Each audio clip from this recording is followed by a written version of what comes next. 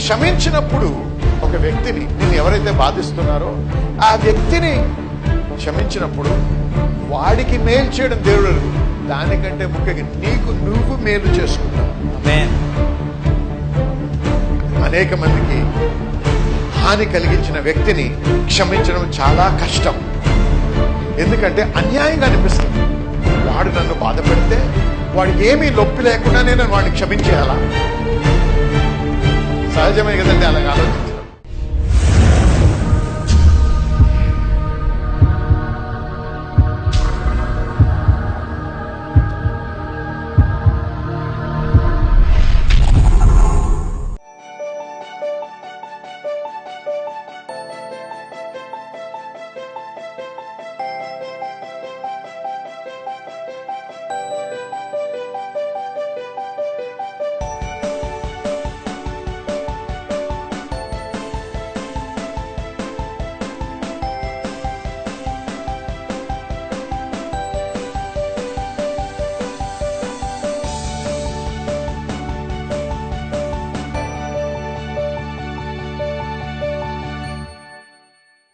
నీవు క్షమించకపోతే నా పరలోకపు తండ్రి ఆ యజమానుడు ఏం చేశాడో అదే చేయనాడు. ఏం చేస్తాడంట? బాధ పెట్టు వారి హస్తాలకు అప్పచెప్తాడంట దేవుడు. చూసారా? అర్థమైన వారు ఆమేన్ చెప్పండి ఒకసారి. ఆమేన్. బాధ పెట్టు వారి హస్తాలకి అప్పచెప్తాడంట. ఆలోచించడు ఒకసారి. నిన్ను హాని చేసిన వాడి గురించి అదే ఆలోచన నీ మనసులో తిరుగుతూ ఉంటే అది ఎంత బాధకరంగా ఉండి ఎంతగా బాధిస్తుందంటే, వేధిస్తుందంటే రాత్రి నిద్రపోలేవు. ధ్యాసంతా దాని మీదే ఉంటుంది, నీ బాధ మీద. నీకు హాని చేసిన వాడు ఎవరొచ్చి మాట్లాడినా వారి గురించే మాట్లాడుతావు. నోరెప్పితే ఆ హాని గురించే మాట్లాడతావు. నీ నొప్పి గురించే చెప్తావు. నిద్రపోగలవా? తిన్నది వంట పట్టదు. బాగా తింటున్నారండి, బరువు ఎత్తే ఎక్కటం లేదు. ఆమేన్. ఎందుకు? స్ట్రెస్. ఇంగ్లీష్లో ఇప్పుడు మనం వాడే మాట చూసారా? ఈ రోజుల్లో ఏమంటున్నారంటే అనేక రకాలైనటువంటి జబ్బులు స్ట్రెస్ రిలేటెడ్ అంట. అది నేను చెప్పేది కరెక్టా అండి? Most sicknesses today are stress related. ఈ క్షమించరాని తనము అనేటువంటి గుణము ఈ స్ట్రెస్ లెవెల్స్ని పెంచుతుంది. ఎందుకంటే ఆ ఒత్తిడి నిద్రపోనివ్వదు, తిననివ్వదు, సంతోషింపనివ్వదు, జీవితంలో సుఖముగా ఆనందంగా బ్రతకనివ్వదు. ఎప్పుడు కూడా అదే తలంపుండి ఏం చేస్తుందంటే కక్షను కలిగిస్తూ ఉంటుంది, పగని పెంచుతూ ఉంటుంది. ఏ విధంగా అయినా సరే నేను వాడికి ప్రతీకారం జరిగించాలి, వాడికి హాని జరిగితేనే నాకు సంతోషం, నేను చేయలేకపోతే ఎవరితోనన్నా చేయించాలి, లేకపోతే అది జరిగే వరకు నేను ఎదురు చూడాలి. అర్థమైన వారు హల్లెలూయా చెప్పండి. హల్లెలూయా. అదేంటో తెలుసా?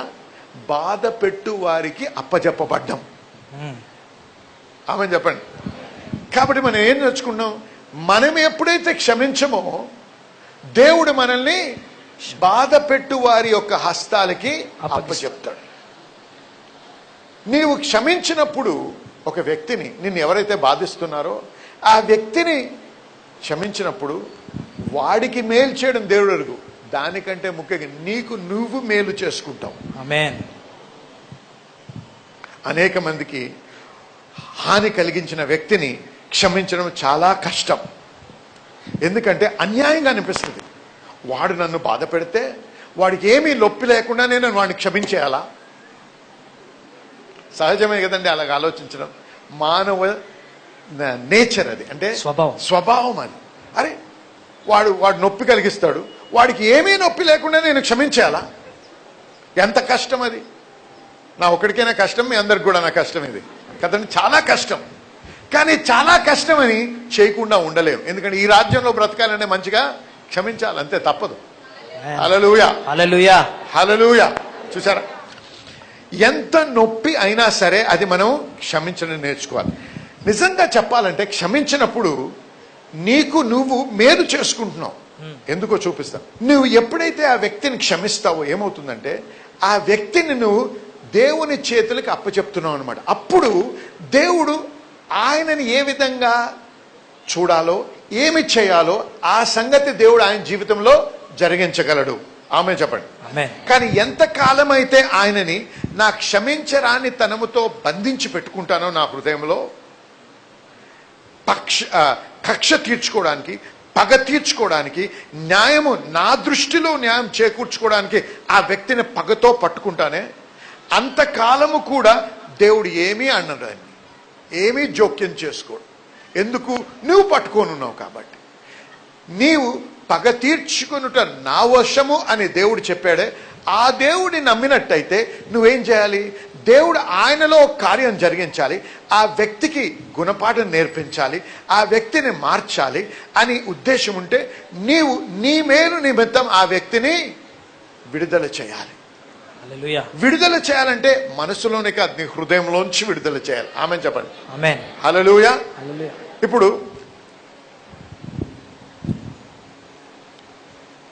క్షమించుట అనేటువంటి క్రియ ఎటువంటిదంటే ఆయన వాక్యానికి లోబడే విత్తనం అన్నమాట.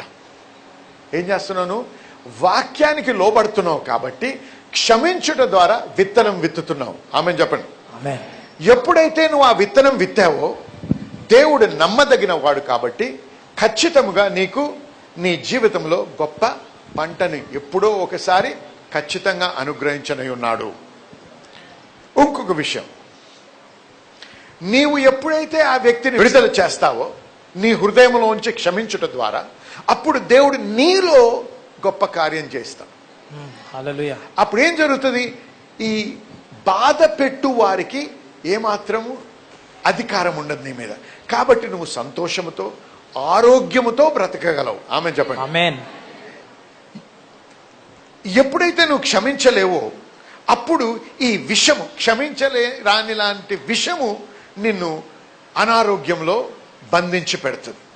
అనేక రకాలైనటువంటి అనారోగ్యాలు ఈ రోజుల్లో గమనించినట్టయితే ఎందుకు వస్తున్నాయి? ఈ వేదన, ఈ యొక్క స్ట్రెస్. ఎందుకు? నేను చెప్పాను కదా, స్ట్రెస్ ఎందుకు వస్తుంది? స్ట్రెస్ క్షమించలేము, అదే తలంపులు, అవే వేదన, అదే తలంపులు తిరుగుతూ ఉంటాయి మన హృదయంలో. కాబట్టి ఇవన్నీ మనల్ని ఏం చేస్తాయంటే రెస్ట్లెస్ చేస్తాయి, విశ్రమించకుండా చేస్తాయి.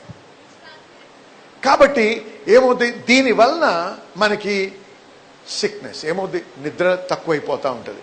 మీకు తెలుసా, ఇప్పుడు ఏమన్నారంటే సైంటిఫిక్గా రీసెర్చ్ చేసి తక్కువ నిద్రపోవడం వలన కూడా బ్లడ్ ప్రెషర్ ఎక్కువ అవుతుందని రకరకాలైన చదువులు చేస్తున్నారనుకోండి. అది నమ్మాలో నమ్మకూడదో దేవుడికి తెలుసు, కానీ వాళ్ళు చెప్పింది నేను చెప్తున్నాను. అంటే దేవుడు మనకి రెస్ట్ అనేది ఈ బాడీకి ఇవ్వమన్నాడు, విశ్రాంతిని. అందుకే రాత్రి ఇచ్చాడు దేవుడు. ఆ రాత్రి పూట మనము ఏం చేయాలి? ఈ బాడీకి విశ్రాంతి. కానీ దుర్మార్గపు వాడు ఎవడు? సాతాను. రాత్రులే అనేక మందితో పని చేపిస్తున్నాడు మన దేశంలో.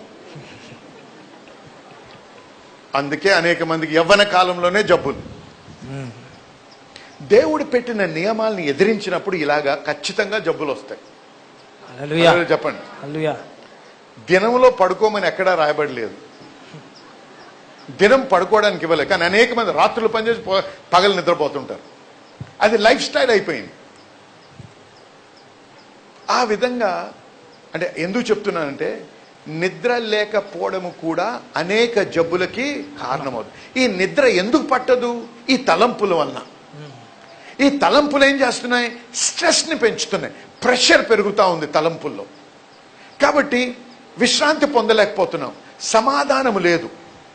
దానివలన మన బాడీ రియాక్ట్ అవుతూ ఉంటుంది.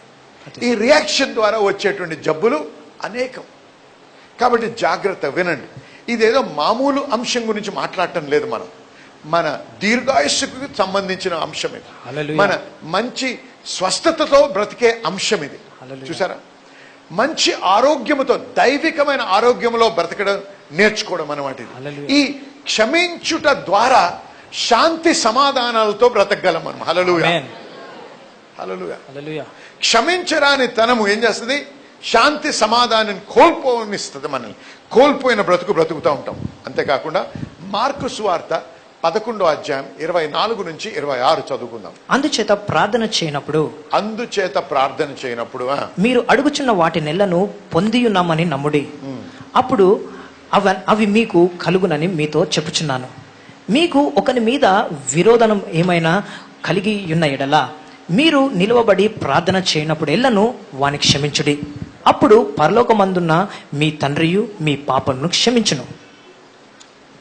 మీరు క్షమింపని ఎడల పరలోకమందు మీ తండ్రియు మీ పాపలను క్షమించడని కూర్చబడి ఉన్నది. సరే, క్షమించరాని తనము నీ విశ్వాసపు నడకకు అడ్డుగా ఉంటుంది. ఎందుకంటే మీరు ఏది కోరుతున్నారో దాన్ని ప్రార్థించినప్పుడు పొంది ఉన్నామని నమ్ముడి, అంటే మీ ప్రార్థనకి జవాబిచ్చాడని తెలుసుకోండి అంటున్నాడు యేసయ్య. కానీ ప్రార్థనకి నిలబడ్డప్పుడు ఏమన్నాడు? మొట్టమొదట మీరు అడగడానికి ముందుగా ఏం చేయాలి? కానీ మీద విరోధం ఉన్నట్టయితే వాడిని ముందుగా క్షమించు. ఎందుకంటే నీవు క్షమించలేని స్థితిలో ఉంటే నీ తండ్రి నిన్ను క్షమించడు. నువ్వు క్షమించబడకపోతే నీ తండ్రి నీ ప్రార్థనని ఆలకించడు. కాబట్టి విశ్వాసపు నడక నడవడానికి అడ్డుగా నిలబడేది ఈ క్షమించరానితనం. కాబట్టి నువ్వు దేవునితో కలిసి అన్యోన్యంగా బ్రతుకుతూ ఆశీర్వాదంలో బ్రతుకుతూ విశ్వాసములో ముందు కొనసాగాలంటే మర్చిపోకు, ప్రేమ అనేది చాలా అవసరం. ఆమేన్ చెప్పండి. ఆమేన్. ప్రేమ క్షమించరానితనం ఒకటేసారి పనిచేయవు. ప్రేమ ఉంది కాబట్టే నువ్వు క్షమిస్తావు. ఏమన్నాడు? కనికర పడ్డాడు కాబట్టి క్షమించాడు. కనికరం అనేది, జాలి అనేది ప్రేమ కలిగిన హృదయంలోంచి వస్తుంది, కానీ కక్షతో నింపబడిన హృదయంలోంచి రాదు. కాబట్టి దేవుడు మనల్ని ఆయననే పోల్చి నడుచుకోమన్నాడు. మన యేసయ్య ప్రేమ. ఆమేన్. ప్రేమించుము అన్నాడు. అన్ని వరాల కంటే ఎక్కువగా దేన్ని కోరమన్నాడు? ప్రేమను. ఎందుకంటే ఆ ప్రేమ ఉంటే ప్రతి ఒక్కరిని మనము క్షమించగలం. ఆ ప్రేమే లేకపోతే ఏం చేస్తాము? చట్ట ప్రకారంగా నడవడం నేర్చుకుంటాం. చట్ట ప్రకారంగా ఒకరిని తీర్పు తీరుస్తే అదే తీర్పు మనల్ని తీర్చబడుతుంది. ఆమేన్. కానీ ప్రేమలో మనం ముందుకు సాగితే ఎవరు ఎంత ఎదిరించినా, ఎవరు మనకు హాని చేసినా వారిని మనము క్షమించగలము. ఈ ప్రేమ. కాబట్టి క్షమించరాని తనంలో ఉన్నట్టయితే, క్షమించకుండా ఉన్నట్టయితే మన విశ్వాసానికి అడ్డుగా నిలబడుతుంది. మనము క్షమించినప్పుడే మన తండ్రి మనల్ని క్షమిస్తాడు. మనం ఏది విత్తుతామో అదే కోస్తాం. ఆమేన్. సో మర్సీ అంటే కనికరాన్ని విత్తితే కనికరాన్ని నువ్వు పంటగా కోస్తావు. తీర్పును ఒక విత్తనంగా విత్తితే తీర్పు అనేదే నీవు పంటగా కోస్తావు. కాబట్టి నీకు నువ్వు మేలు చేసుకో. ఏం చేయాలి? క్షమించు. క్షమించు. పాస్ గారు మీకు తెలియదండి, నేను పడ్డ బాధ, నేను పడ్డ ఆయాసం మాటలతో నేను చెప్పలేను. నాకు ఎంత హాని చేశారు. హాని యొక్క గాయాలు కూడా నా శరీరం మీద ఉన్నాయి. నన్ను అబ్యూజ్ చేశారు. అబ్యూజ్ అంటే చాలా భయంకరమైన మాట అది. అండ్ నాకు నా హస్బెండ్ నన్ను ఎంతగానో ఇల్ట్రీట్ చేసి కొట్టి నా వాతలు ఇప్పుడు కూడా ఆ గాజుతో గీసినటువంటి మన మరకలు ఇటువంటివన్నీ నా శరీరం మీద ఉన్నాయి. ఎలా నేను క్షమించగలనండి? నాకు రావాల్సిన ఆస్తిని అన్యాయంగా తప్పుడు పేపర్లు సృష్టించి నా ఆస్తినంతా దొంగిలించారండి. ఎలా క్షమించాలి పాస్టర్ గారు? మీకు చెప్పడం మీకు సులువే, కానీ ఎలా క్షమించగలను నేను? క్షమించకపోతే నీ భవిష్యత్తు నాశనం అవుతుంది. అది మర్చిపోకు. హల్లెలూయా. వినండి, యేసయ్య శిలువ మీద మరణించాడు. ఇటర్నిటీ అంటే నిత్యత్వం. నిత్యత్వానికి ఆ మేకుల గుర్తులు ఆయన చేతిలో ఉంటాయి, ఆయన పాదాల్లో ఉంటాయి. మరకల్ని తుడవలేమేమో, కానీ మరకల్ని సృష్టించిన నొప్పిని తీసివేయవచ్చు. హల్లెలూయా. హల్లెలూయా. నీవు ఒక వ్యక్తిని క్షమించావు అని ఎలా తెలుసుకోగలవో తెలుసా? మరకలు ఉంటాయి, కానీ ఆ తలంచినప్పుడు ఆ నొప్పి ఉండదు. ఆమేన్. హల్లెలూయా. అది నిజమైన క్షమాపణ అంటే. హల్లెలూయా. ఆమేన్. నిజమైన క్షమాపణ అంటే నీ అంతట నీవు కక్ష తీర్చుకోవడం కాదు. ఒకసారి గమనించండి దావీదు జీవితాన్ని. 2 సార్లు తన జీవితంలో అతన్ని చంపాలని, హతము చేయాలొచ్చిన సౌలు ప్రాణాలని దేవుడు దావీదు చేతికి అప్పచెప్పాడని తన ప్రజలు చెప్పారు. అయ్యా, ఇదిగో దేవుడే ఇచ్చాడు ఈ సమయాన్ని నీకు, నువ్వు అడగలేదు, ఆయనే వచ్చాడు ఈ గుహలోకి. చంపేశాయి, మాకు నువ్వు చంపకపోతే మాకు పర్మిషన్ ఇవ్వు. ఇంకో దగ్గర ఒక వ్యక్తి అంటాడు దావీదుతో ఉన్నవాడు, అయ్యా నువ్వు మాట్లాడు, నన్ను ఓకే చెప్పు, ఒకే ఒక దెబ్బలో హతం చేసేస్తాను సౌలుని అన్నాడు. వద్దు, అభిషేకాన్ని ముట్టకూడదు అన్నాడు. హల్లెలూయా. ఆయనకి తెలుసు ఈయన వెంటాడుతున్నాడని. దేనికి? హాని చేయడం కానీ హతము చేయడానికి. ఆయనను ఎంత క్షమాపణ కలిగిన హృదయం దావీదుతో చూడండి ఒకసారి. అందుకే దావీదు గురించి రాయబడి ఉంది, నా హృదయానుసారి అని. హల్లెలూయా, హల్లెలూయా. చూసారా ఈ బైబిల్ ఎందుకు ఇచ్చాడు దేవుడు మనకి? ఇటువంటి నేర్చుకోవడానికి. ఆమేన్, ఆమేన్. మనల్ని దేవుడు మన నుంచి ఏం కోరుతున్నాడు? ఆ విధంగా జీవించాలి. మనకి హాని తలంచిన వారిని కూడా మనము క్షమించే స్థితిలో ఉండాలి. అయ్యా నీ హస్తాలకు అప్ప చెప్తున్నాను. దావీదు ఏం చేశాడు? అయ్యా నీ చేతులకు అప్ప చెప్తున్నాను సౌల్ని. ఆయన హాని చేయలేదు, హాని కోరలేదు, హాని జరగాలని ఆశించలేదు కూడా. హల్లెలూయా. అందుకే సౌలు మరణించాడని తెచ్చి కబురు తెచ్చిన వ్యక్తిని చంపేశాడు దావీదు. హల్లెలూయా. నొప్పి ఉండకుండా ఉండాలి. క్షమించటం అంటే ఆ నొప్పి దేవుని యొక్క కృపను బట్టి ఆ నొప్పి తీయబడుతుంది. దాన్నే ఇంగ్లీష్లో మనం హీలింగ్ అంటాం, స్వస్థత, మనో స్వస్థత, ఇన్నర్ హీలింగ్ అంటారు. అనేక మంది ఇన్నర్ సిక్నెస్తో అవుటర్ సిక్నెస్తో బాధపడుతున్నారు. నీ అవుటర్ సిక్నెస్కి మూలము ఇన్నర్ సిక్నెస్. అర్థమైన వారు హల్లెలూయా చెప్పండి. ముందుగా నీ అవుటర్ హీలింగ్ కాదు, నీకు కావాల్సిన ఇన్నర్ హీలింగ్ అవసరం. నీ హృదయములో స్వస్థత అవసరం, నీ తలంపులో స్వస్థత అవసరం.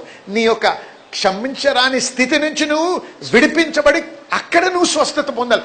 ఆ నొప్పి నుంచి నువ్వు విడుదల పొందాలి. హల్లెలూయా. ఒక వ్యక్తి వచ్చారు నా దగ్గరికి వచ్చి, అయ్యా ఎంతమంది ఆశీర్వించబడ్డారు నాకు తెలియదు, కానీ నేనైతే చాలా ఆశీర్వించబడ్డాను మీరు చెప్పిన వాక్యాన్ని బట్టి. నాకు జరిగినటువంటి నా జీవితంలో నేను పడ్డ దెబ్బలు, మరకలు, ఇదిగోండి సీసా విరగ్గొట్టి సీసాతో గీసినటువంటి మరకలు ఇప్పుడు కనపడుతున్నది చూడండి. ఎప్పుడు ఆ తలంపు వచ్చినా అనేక సంవత్సరాలు ఇప్పుడు కూడా నా పండ్లు కిటకిటలాడతాయి. కానీ మీరు చెప్పిన తర్వాత నేను ఆశీర్వించబడ్డాను, నాకు ఒకసారి ప్రార్థన చేయండి అయ్యా అన్నారు. ప్రార్థన చేశాం, ఆ నొప్పిని తీసేయి ప్రభు అని. హల్లెలూయా. నేను క్షమించేశాను అన్నది ఆ వ్యక్తి, కానీ ఆ నొప్పి ఇంకా ఉంది. క్షమించిన తర్వాత నొప్పి ఉండకూడదు. అక్కడ మనకి స్వస్థత అవసరం. అర్థమైన వారు హల్లెలూయా చెప్పండి. ఆమేన్. కాబట్టి క్షమించడం ద్వారా నేను ఆశీర్వదించబడుతున్నాను. ఆ వ్యక్తి దేవుడు ఎరుగు, ఆ వ్యక్తి కూడా దీవించబడతాడు. కానీ ముఖ్యంగా క్షమించి విడుదల చేసినప్పుడు నీవు మేలు పొందుతున్నావు, నీవు ఆశీర్వాదం పొందుతున్నావు, నీవు దేవుని కాపుదల్లో వస్తావు. ఈ యొక్క నిన్ను బాధ పెట్టే వారికి ఏమాత్రం నీ మీద హక్కు లేకుండా యేసయ్య యొక్క రక్తము నిన్ను కప్పి కాపాడుతుంది. కాబట్టి క్షమించడం ద్వారా నీవు ఆశీర్వదించబడుతున్నావు. నమ్మిన వారు హల్లెలూయా చెప్పండి. హల్లెలూయా. కాబట్టి క్షమించకుండా మనము జీవించకూడదు. గమనించండి, ఎప్పుడైనా సరే ఇది నువ్వు క్షమించకపోతే ఏమవుతుందో తెలుసు, ఎన్ని సంవత్సరాలు గతించినా అదే ఆలోచిస్తూ ఉంటావు. ఆలోచించినప్పుడల్లా బాధ. వినండి, మీలో ఎంతమంది కారు నడిపించగలరు? ఒకసారి చెయ్యి చూపండి, పైకి ఎత్తండి బాగా. సరే, కారు నడిపిస్తారు. ముందుకు పోవాలంటే కారులో కూర్చొని ఉంటాం మనం డ్రైవింగ్ సీట్లో. రియర్ వ్యూ మిర్రర్ అని ఉంటుంది కదా, పైన ఇంత చిన్నది ఇంతే ఉంటుంది. అది మీలో ఎవరైనా సరే దాంట్లో చూస్తూ ముందుకు నడిపించేవారు ఉన్నారా? ఇక్కడ ఉన్నారండి? దాంట్లో ఎప్పుడు చూస్తాం? వెనకెవడన్నా ఉన్నాడా, లేకపోతే రివర్స్ చేయాలంటే, అంతేనండి. దాన్ని దేనికి వాడుతున్నాం? రివర్స్ వెళ్ళడానికి. గతములో బంధించబడేవాడు రివర్స్లో వెళ్తాడు కానీ ముందుకు వెళ్ళలేడు. హల్లెలూయా, హల్లెలూయా, ఆమేన్. నీవు పడ్డ వేదన, బాధ, నొప్పి, గాయాన్ని నువ్వు ఇప్పుడు ఏమి చేయలేవు దాని గురించి, కానీ దాని వలన నీ భవిష్యత్తును నాశనం చేసుకోకు. నువ్వు ముందుకు నడిపించాలంటే ఆ అద్దం చూడవు, పెద్దగా ఉన్న అద్దం ఉంది నీ కళ్ళ ముందు, చాలా పెద్దది. అది అదంతా వదిలేసి చిన్నదాన్ని ఎందుకు పట్టుకుంటున్నావు? ఆమేన్. ఈ పెద్ద అద్దంలో చూడు, ముందుకు కొనసాగుతావు. దేవుడు మనందరి నిమిత్తం తన బిడ్డల కొరకు గొప్ప భవిష్యత్తు కలిగి ఉంది మనకి. దేవుని యందు ఆయన మంచి భవిష్యత్తు మనకు ఉంచాడు. నువ్వు ఎంతకాలం అయితే ఆ వెనక చూసే అద్దంలో నీ పాత గతాన్ని, ఆ కక్ష, ఆ పగ, ఆ క్రోధంతో జీవిస్తావో అంతకాలం నీ గతంలో బంధించబడి ముందు కొనసాగకుండా ఉండిపోతావు. కానీ వాడిని క్షమించి వదిలేస్తే, నువ్వు అవన్నీ మర్చిపోతే, నువ్వు ఇప్పుడేం చేస్తావు, ఈ పెద్ద అద్దంలో చూసుకుంటూ ముందుకు దూసుకుంటూ వెళ్ళిపోగలవు. హల్లెలూయా, హల్లెలూయా చెప్పండి. అందుకే క్షమించకుండా ఉండకూడదు. క్షమించరాని స్థితిలో ఉంటే గతంలో బంధించబడతావు. ఆ బంధించడం వలన ముందు కొనసాగలేవు. ఆ బంధించడం వలన నీకు ఆ నొప్పి కలిగించేవారు ఎవరు? నేను బాధపరచు వారికి నీ మీద హక్కు కలిగి ఉంటాను. దయచేసి వినండి, అనేకమైన దీవెనలు ఉన్నాయి మనకి. నీవు క్షమించినట్టయితే దేవునితో ఎడతెగని సహవాసంలో బ్రతకగలవు. క్షమించరానితనము నీ యొక్క సహవాసంలో అడ్డుగా నిలబడుతుంది. నిత్యత్వానికి ఆ మేకుల గుర్తులు ఆయన చేతిలో ఉంటాయి, ఆయన పాదాలు. మరకల్ని తొడవలేమేమో కానీ మరకల్ని సృష్టించిన నొప్పిని తీసివేయచ్చు. హల్లెలూయా. నీవు ఒక వ్యక్తిని క్షమించావు అని ఎలా తెలుసుకోగలవో తెలుసా? మరకలు ఉంటాయి కానీ ఆ తలంచినప్పుడు ఆ నొప్పి ఉండదు. అది నిజమైన క్షమాపణ. నిజమైన క్షమాపణ అంటే నీ అంతట నీవు కక్ష తీర్చుకోవడం.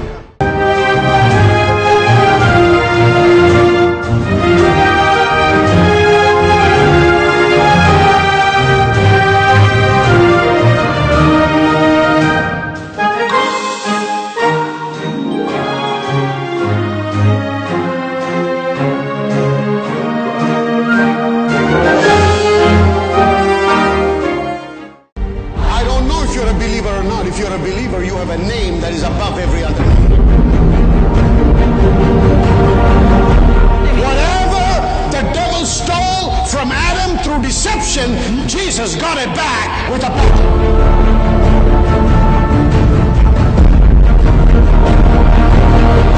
I don't have to say, God, take me, please take me, I can't handle this. That's the cry of a defeated person. I can't handle this anymore, God, please take me away. I'm a waste, Lord. I'm a burden to this man. I'm a burden to my family. I'm a burden. Hey, get up, wake up. If you're still alive, that means God thinks you're valuable and God needs you here. You better wake up and find out why you're still alive and do something for God's glory rather than sit in a corner and cry and say, take me, Lord. Don't be a friend of the devil. Be a child of God who lives in victory. Somebody shout amen.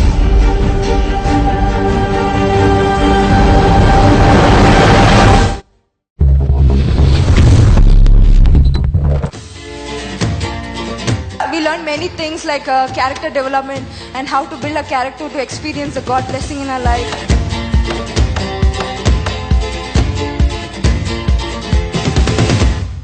Really blessed to be part of this Dominion International Bible College because, friends, every class was a class full of revelation.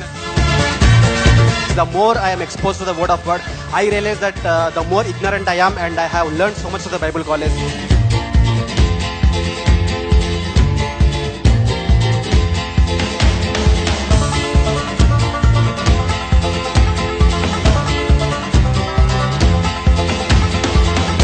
The Bible says, study the word to show yourself approved.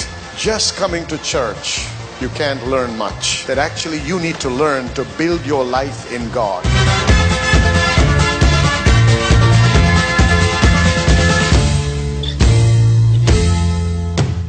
హల్లెలూయా, దేవునికి స్తోత్రం. మరి మీరందరూ కూడా మా యొక్క programme ద్వారా ఆశీర్వదించబడుతున్నారని నమ్ముతున్నాము. మరి ప్రత్యేకంగా ఈ దినమున మీరు వినినటువంటి వాక్యాన్ని బట్టి మీరు ఆత్మీయంగా బలపడ్డారని, ఆశీర్వదించబడ్డారని నమ్ముతూ దేవునికి మీతో పాటు మేము స్తుతులు చెల్లిస్తున్నాం. దేవునికి మహిమ కలుగును గాక. ఇదే కాకుండా మేము అనేక మంది సాక్ష్యాలు పంపుతూ మాకు తెలియపరుస్తున్న విషయాలు ఏంటంటే అనేకులు కణుతుల నుంచి విడుదల పొందడము, స్వస్థత నొందడము, చర్మ వ్యాధుల నుంచి స్వస్థత నొందుతున్నారు. దీర్ఘకాలపు నొప్పుల నుంచి, మరి అది ఆర్థరైటిస్ అవ్వచ్చు, లేకపోతే థైరాయిడ్ అవ్వచ్చు, ఇటువంటి వాటి నుంచి కూడా వారు స్వస్థత పొందారని మాకు సాక్ష్యాలు పంపుతున్నారు. వారందరిని బట్టి దేవునికి స్తుతి చెల్లిస్తున్నాం. దేవుడు చేస్తున్న మహత్కార్యాలను బట్టి మరి దేవునికి ఘనత మహిమ కలుగును గాక. మరి ఈ దినమున ఈ ప్రోగ్రాం ముగించక ముందు మీలో ఇంకా అనేక మంది అస్వస్థతగా ఉన్నారని మాకు తెలుసు. మరి మీ కొరకు ప్రత్యేకించి ప్రార్థన చేయాలని నేను ఆశిస్తున్నాను. కాబట్టి ఈ క్షణం మీతో పాటు ఏకీభవించాలని ఆశిస్తున్నాను. కాబట్టి మీరు ఎక్కడ మీకు నొప్పి ఉన్నా, ఎక్కడ అనారోగ్యం ఉన్నా అక్కడ ఒక చేయి పెట్టుకోండి, ఇంకో చేయి ఆ టీవీ మీద ఉంచండి. మనం కలిసి ప్రార్థన చేద్దాము. ఇద్దరు ఏకీభవించి అడిగి ప్రార్థన చేసినప్పుడు దేవుడు ఖచ్చితంగా అనుగ్రహిస్తానని వాగ్దానం ఇచ్చాడు కదండి. మరి ఆ వాగ్దానాన్ని బట్టి మరి ఆయన పొందిన గాయముల చేత మనం స్వస్థత నొందితిమి అన్నారు. దేవునికి స్తోత్రం, హల్లెలూయా. నొందబోచటం లేదు, మనం నొందితిమి. కాబట్టి నమ్మండి, విశ్వసించండి. ఈ ప్రార్థన చేసినప్పుడు దేవుని యొక్క శక్తి, దేవుని యొక్క ఆత్మ మీ మీద వచ్చి మిమ్మల్ని తాకి మిమ్మల్ని స్వస్థపరుస్తారని నేను నమ్ముతున్నాను. కాబట్టి దయచేసి ఏకీభవించండి. ఇప్పుడు ప్రార్థన చేద్దాం. పరిశుద్ధ దేవా, మీకు స్తుతి చెల్లిస్తున్నాం, మీకు మహిమ కలుగును గాక. ఈ సమయంలో ప్రతి బిడ్డ ఎవరైతే నాతో ఏకీభవిస్తున్నారో, ఎవరైతే అనారోగ్యంతో అస్వస్థతతో బాధపడుతున్నారో, ఎవరైతే సాతాను యొక్క బంధకములో ఉండి వాటి నుంచి విడుదల పొందలేని మరి బంధించబడిన స్థితిలో ఉన్నారో వారందరి నిమిత్తం ప్రార్థన చేస్తున్నాం. ఈ సమయంలో ప్రభా యేసు నామములో ప్రతి విధమైన అనారోగ్యాన్ని, నొప్పులను, చర్మ వ్యాధులను, మరి ఆర్థరైటిస్ని, థైరాయిడ్ని, రకరకాలైన బాధల నుంచి విడుదల కలుగును గాక అని యేసు నామములో ఆజ్ఞాపిస్తున్నాం ప్రభా. ఎందుకంటే మీరు ఇచ్చిన వాగ్దానాన్ని బట్టి, మీ వాక్యాన్ని ఆధారపడి ప్రభా మీకు స్తుతి చెల్లిస్తున్నాం. మీ వాక్యమును బట్టి, మీరు పొందిన గాయములు బట్టి ప్రభా మీ బిడ్డలు ఈ క్షణమే స్వస్థత నొంది తీరి ప్రభా. కాబట్టి మీకు స్తుతి చెల్లిస్తున్నాం. మీకే మహిమ కలుగును గాక. మీకు స్తోత్రం, హల్లెలూయా. ఏకీభవించిన వారందరూ కూడా నాతో పాటు ఆమేన్ చెప్పండి. హల్లెలూయా. నేనైతే నమ్ముతున్నాను మీరందరూ కూడా స్వస్థత నొందారని. మీరు పొందినప్పుడు, అది అనుభవించినప్పుడు మరి ఏమాత్రం ఆలస్యం చేయకుండా మా నంబర్లు మీకు కనపడుతూ ఉంటాయి, మా ఫోన్ నంబర్లు, వాటికి ఫోన్ చేయండి, మాకు తెలియపరచండి. మీతో పాటు మేము కలిసి దేవుణ్ణి స్తుతించడానికి మాకు మంచి అవకాశాన్ని కలిగించండి. మీకు దేవునికి స్తోత్రము, మహిమ కలుగును గాక. మళ్ళీ మనం తిరిగి మీతో ప్రార్థన చేయడానికి మరొకసారి దేవుడు తరుణం ఇచ్చినప్పుడు ఖచ్చితంగా చేద్దాం. దేవునికి మహిమ కలుగును గాక. ఆమేన్.